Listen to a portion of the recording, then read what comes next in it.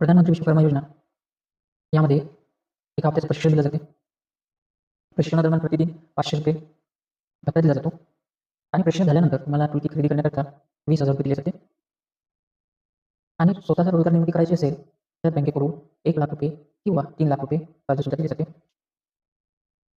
हे 18 प्रकारच्या व्यवसाय आहेत यामध्ये. तर हा अर्ज श्रम पोर्टलवर जाऊन करायचा आहे.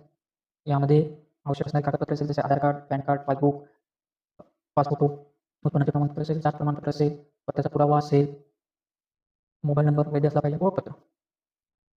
आणि हा जो अर्ज आहे तो शहरी भागात असेल किंवा ग्रामीण भागात असेल तर ग्रामीण भागात ग्रामीण विकास अधिकाऱ्याकडे जातो किंवा पंचायत राज विभागाकडे पडताळणीसाठी जातो. आणि शहरी भागात असेल तर प्रथम स्तरीय विभागाकडे कार्यकारी अधिकाऱ्याकडे जातो. याचं वयाची अट आहे